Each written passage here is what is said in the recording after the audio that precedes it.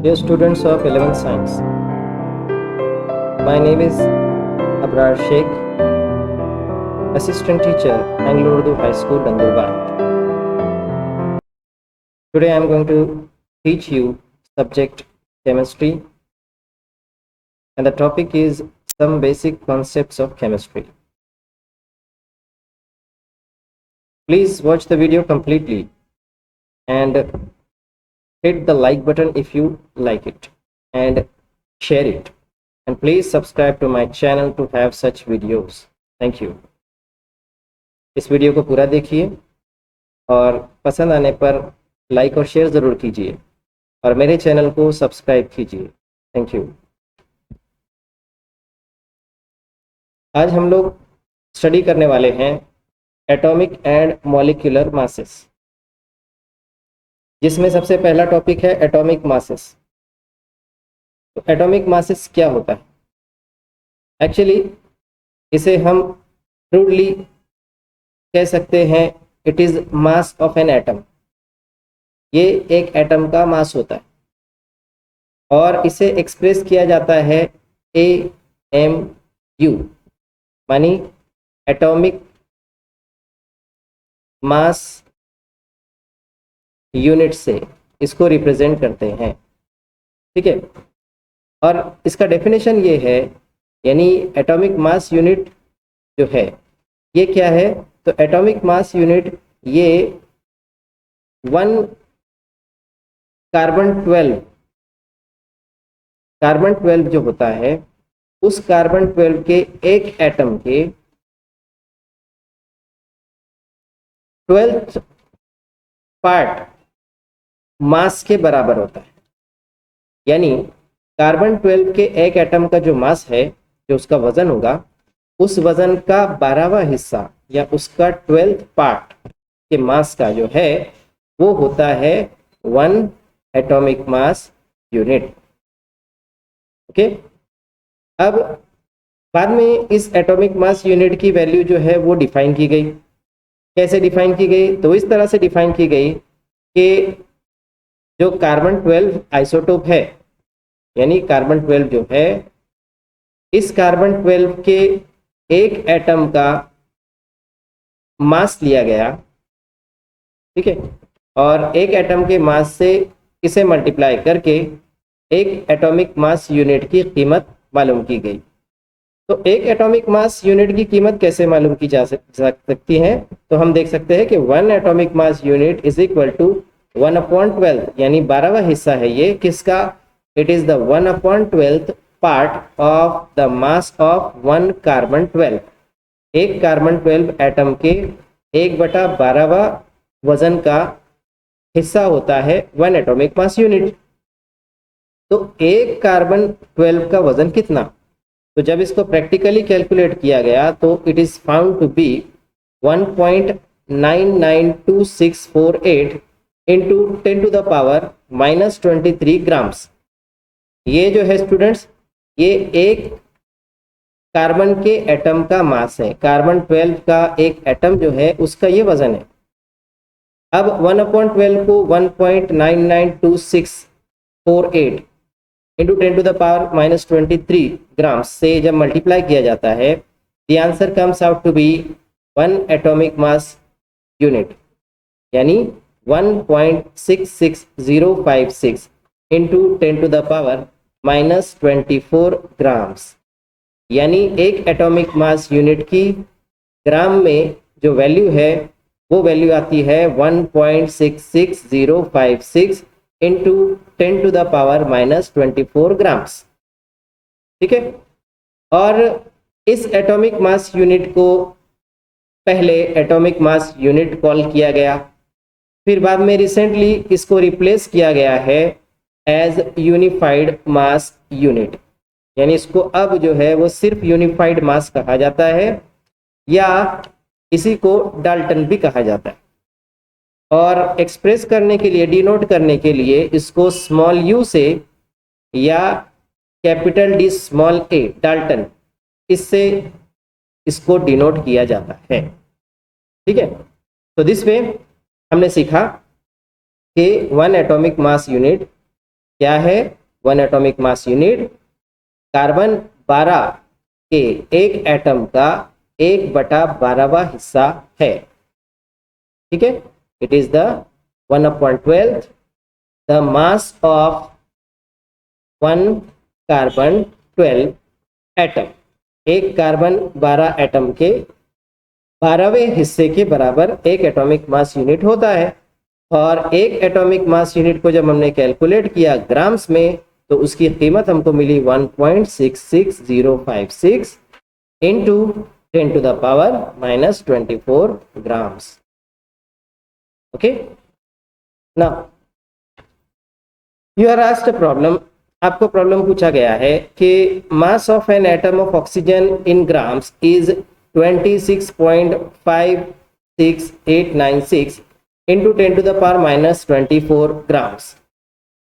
ये एक ऑक्सीजन के एटम का ग्राम में जो वजन आपको दिया गया है वो है 26.56896 इंटू 10⁻⁻24। तो what is the atomic mass of oxygen in unified mass? तो ऑक्सीजन का जो एटॉमिक मास है वो यूनिफाइड मास में कितना आएगा? बहुत सिंपल है। सबसे पहले जो हमको गिवन है, ठीक है, गिवन हमको क्या दिया हुआ है कि मास ऑफ ऑक्सीजन एटम, ठीक है, ऑक्सीजन के एक एटम का मास हमको दिया गया है और वो कैसे दिया गया है? इन ग्राम्स दिया गया। तो वो दिया गया हमको 26.56896 इंटू 10⁻⁻24 ग्राम्स। ओके, और हमें 1 एटॉमिक मास यूनिट की ग्राम में कीमत पता है और ग्राम में उसकी कीमत होती है 1.66056 इंटू 10⁻⁻24 ग्राम्स। अब आपको सिंप्लीफाइड क्या करना है कि इस ऑक्सीजन एटम की जो ग्राम में कीमत है उस ग्राम कीमत को एटॉमिक मास यूनिट में यानी कि यूनिफाइड मास में कन्वर्जन करना है। सो टू डू दैट, ये करने के लिए we will have atomic mass of oxygen in unified mass is equal to, उसके लिए हमें क्या करना है? बहुत सिंपल है कि जो ऑक्सीजन का ग्राम में वजन है वो और एक एटॉमिक मास यूनिट या एक यूनिफाइड मास की जो कीमत है वो, इन दोनों का रेशो लेना है, यानी इन दोनों के बीच डिवीजन करनी है। तो वो डिवीजन हम कैरी करेंगे 26.56896 इंटू 10⁻⁻24 ग्राम्स अपॉन 1.66056 इंटू 10⁻⁻24 ग्राम। तो यहाँ पे 10⁻⁻24 10⁻⁻24 विल बी कैंसल्ड और इनका जब डिवीजन किया जाता है the answer comes out to be 16.0। तो एटॉमिक मास ऑक्सीजन का यूनिफाइड मास में आपको मिलता है 16U, यानी 16 यूनिफाइड मास। तो इस तरह से हम ग्राम्स में दिए हुए किसी भी सब्सटेंस के किसी भी एलिमेंट के मास को यूनिफाइड मास में आसानी से कन्वर्ट कर सकते हैं। Next is average atomic mass. Average atomic mass कैसे निकाला जाता है? देखिए, आपने एटॉमिक मास जो देखा होगा पीरियोडिक टेबल में एलिमेंट्स का, तो उसमें एलिमेंट्स की सिंबल लिखी होती है और उस सिंबल के बाद उसी सिंबल के जो बॉक्स है उस बॉक्स में उसका एवरेज एटॉमिक मास लिखा हुआ होता है। तो एटॉमिक मास तो समझ आता है, एटॉमिक मास को हम सब एटॉमिक पार्टिकल्स पर से भी कैलकुलेट करते हैं और वो एक इंटीजर आता है। लेकिन जब आप एवरेज एटॉमिक मास देखते हो एलिमेंट्स का तो वो आपको फ्रैक्शन में दिखाई देता है। फॉर मेनी एलिमेंट्स, बहुत सारे एलिमेंट्स के लिए आपको ये फ्रैक्शन क्वांटिटी दिखाई देंगी, मतलब डेसिमल पॉइंट कुछ ना कुछ लगा होता है, कुछ वैल्यूज उसकी डेसिमल पॉइंट के बाद रहती है। तो वो मास कैसे आता है या वो कैसे कैलकुलेट किया हुआ रहता है, वो कहाँ से आता है, वो हमको समझना है। तो एवरेज एटॉमिक मास जब आप देखोगे तो एवरेज एटॉमिक मास ये किसी भी एलिमेंट के आइसोटोप्स कितने अर्थ पर मौजूद है, जमीन पर कितने आइसोटोप्स किसी भी एलिमेंट के मौजूद है, उसकी बुनियाद पर ये डिसाइड होता है। जैसे आपके सामने यहाँ एग्जाम्पल में दिया हुआ है कार्बन। कार्बन के 3 आइसोटोप्स पाए जाते हैं नेचर में। ये है पहला आइसोटोप उसका जो सबसे ज़्यादा एबंडेंट है, सबसे ज़्यादा पाया जाता है। ये कार्बन का दूसरा आइसोटोप है और ये कार्बन का तीसरा आइसोटोप है। आपको आइसोटोप का मीनिंग पता है कि उसमें एटॉमिक मासेस की कीमत बदल जाती है, एटॉमिक नंबर और एलिमेंट सेम रहता है। ठीक है, सेम एलिमेंट के अगर अलग अलग एटॉमिक मास वाले वेरिएंट या स्पीशीज जमीन पर पाए जाएं तो उन्हें एक दूसरे के आइसोटोप कहते हैं। This is the definition. तो यहाँ आपको दिखाई दे रहा है कार्बन 12 का एटॉमिक मास दिया हुआ है, गिवन है 12.000। इसको कार्बन 12 आइसोटोप बोलते हैं, जो सबसे ज़्यादा पाया जाता है नेचर में। उसका आप एबंडेंस देखिए तो 98.892, इतना ज़्यादा, यानी सबसे ज़्यादा कार्बन अगर आपको है मिलेगा तो वो कार्बन 12 है। उसके बाद कार्बन का अगला आइसोटोप है कार्बन 13, जिसको डिनोट करते हैं, जिसमें कार्बन का एटॉमिक मास 13 है। ठीक है, और एक्चुअली वो एटॉमिक मास फ्रैक्शनल क्वांटिटी में है लेकिन राउंड ऑफ किया गया उसको। उसको आप देखिए वो एटॉमिक मास कैसा है, 13.00335। ओके, और ये नेचर में, ये जमीन पर कितना पाया जाता है तो 1.108% पाया जाता है, यानी इसका एबंडेंस कार्बन 12 से कम है। और तीसरा आइसोटोप आप कार्बन का देखेंगे कार्बन 14। ठीक है, तो कार्बन 14 आप देखेंगे तो 14.00317, ये भी फ्रैक्शनल क्वांटिटी में है, इसका भी एटॉमिक मास जो है। और आप इसको देखेंगे तो इसका एबंडेंस है 2 × 10⁻⁻10%, यानी ये बहुत ही कम परसेंटेज में पाया जाता है। इन तीनों का मिला के 100% बनता है, यानी जो 100% कार्बन है उस 100% कार्बन में जो कार्बन का 12 वेरिएंट है, कार्बन का कार्बन 12 आइसोटोप है, ये सबसे ज़्यादा 98.892 इतना फीसद, कार्बन 13 1.108 इतना फीसद, इतना परसेंट, और कार्बन 14 जो है ये 2 × 10⁻⁻10%, और ये मिला के पूरा कार्बन का एबंडेंस होता है। अब आपको इन तीनों का एवरेज या इन तीनों का मीन निकालकर, ठीक है, by taking the mean of all this 3, ये तीनों का मीन निकालने के बाद आपको कार्बन एलिमेंट का एवरेज एटॉमिक मास हासिल होता है। इससे हमें एवरेज एटॉमिक मास समझ में आता है कि एवरेज एटॉमिक मास वो एटॉमिक मास है जो किसी भी एलिमेंट के सारे आइसोटोप्स का जो ज़मीन पर पाए जाते हैं उन सब आइसोटोप्स के एटॉमिक मासेस का मीन होता है। ओके, यानी उनका एवरेज होता है। तो अब देखिए ऊपर के जो डेटा है उस डेटा पर से यहाँ कैलकुलेट करके बताया गया है कि ऊपर के डेटा में से एवरेज एटॉमिक मास कार्बन का कैसे निकाला जाएगा। तो सबसे पहले कार्बन 12 का, तो कार्बन 12 का 12 उसका एटॉमिक मास है। एटॉमिक मास को मल्टीप्लाई किया जाता है वो कितना एबंडेंस उसका है ज़मीन पर, वो एबंडेंस भी कैसा है, 100 में से, पूरे 100% में से, तो इसलिए 98.892 अपॉन 100 किया गया है यहाँ पे। तो मैं इसको यहाँ पे अलग से अगर लिखकर बताऊँ आपको तो 12 × ये 0.9889 इस तरह से बनेगा पहला मल्टीप्लिकेशन। फिर ऐड करेंगे, दूसरा आइसोटोप है 13.00335 और उसको मल्टीप्लाई किया जाएगा 1.108 अपॉन 100 से।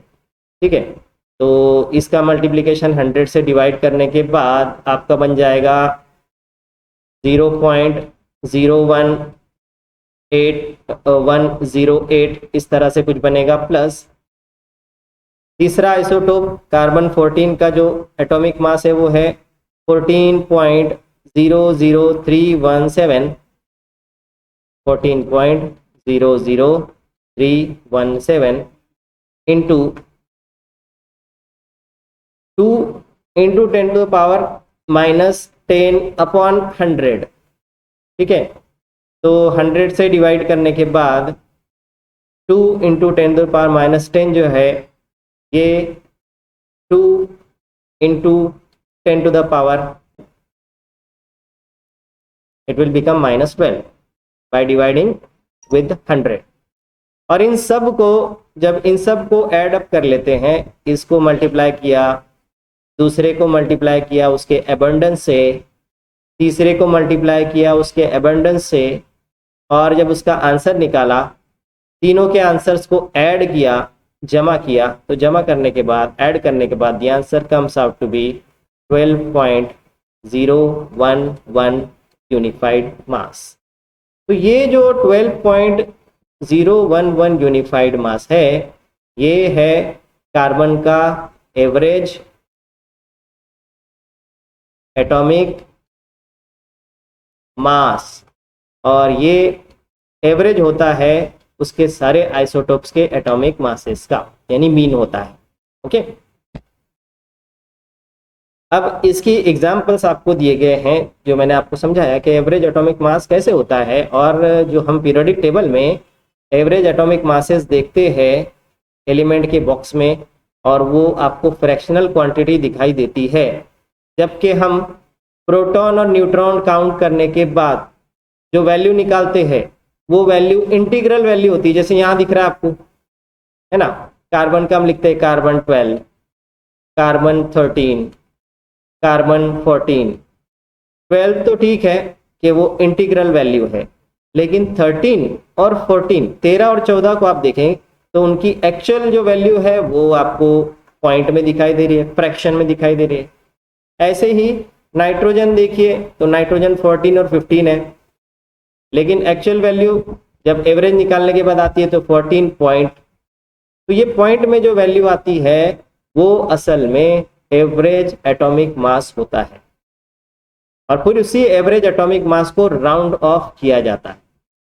मैं पहली मिसाल आपको कार्बन की देता हूं। जैसे कार्बन का हमने अभी कैलकुलेशन किया कि तीनों आइसोटोप्स का मीन निकाला, तो हमें एवरेज एटॉमिक मास मिला 12.011 यूनिफाइड मास। अब देखिए 12 है, उसके बाद डेसिमल पॉइंट है, फिर 0 है, फिर 1 है, और फिर यूनिफाइड मास है ना, ये यूनिट है। तो इसको राउंड ऑफ हम कर सकते हैं आसानी के साथ, क्योंकि 12 के बाद डेसिमल पॉइंट और डेसिमल पॉइंट के बाद पहले में 0 है, तो ये बाद में आने वाले जो फिगर्स है, जो डिजिट्स है, उनका सिग्निफिकेंस कम हो जाता है, जिसकी वजह से हम इसको राउंड ऑफ कर सकते हैं एज 12.0 यूनिट। तो इसको हमने राउंड ऑफ किया है, या इसको राउंड ऑफ किया गया है 12.0 यूनिफाइड मास। नाइट्रोजन का जब ऐसे ही एवरेज एटॉमिक मास निकाला जाता है, तो नाइट्रोजन का एवरेज एटॉमिक मास आता है 14.007 यूनिफाइड मास। 14 के बाद डेसिमल पॉइंट, उसके बाद 2 0, उसके बाद 7, तो ये 2 जीरोस आने के बाद तीसरा जो डिजिट होता है उसका सिग्निफिकेंस कम हो सकता है, और इसीलिए हम उसको राउंड ऑफ कर सकते हैं एज ओनली 14.0 यूनिफाइड मास। ऑक्सीजन का वैसे ही है, 3 ऑक्सीजन होते हैं आइसोटोप, ऑक्सीजन 16, ऑक्सीजन 17, ऑक्सीजन 18। जब उनकी एवरेज एटॉमिक मास निकाली जाती है, एवरेज एटॉमिक मास उनकी आती है 15.999 यूनिफाइड मास, और 999 है तो इसलिए इसको आगे बढ़ाकर राउंड ऑफ कर दिया जाता है एज 16.0। क्लोरीन के 2 आइसोटोप होते हैं, क्लोरीन 35 और क्लोरीन 37। इनका एवरेज एटॉमिक मास निकालने पर 35.453 इस तरह से इसका जो है वो एवरेज एटॉमिक मास आता है। तो फिर इस 453 को राउंड ऑफ किया जाता है एज 5, और round of atomic mass chlorine का आपको मिलता है 35.5। तो इस तरीके से स्टूडेंट्स एवरेज एटॉमिक मासेस निकाले जाते हैं और एवरेज एटॉमिक मासेस का कैलकुलेशन किया जाता है। तो आई होप आपको एटॉमिक मास और एवरेज एटॉमिक मास का फर्क समझ आया होगा। यूनिफाइड मास जो यूनिट है वो आपने समझा है। वीडियो को बार बार देखिए, you will get the knowledge of average atomic mass and the atomic mass.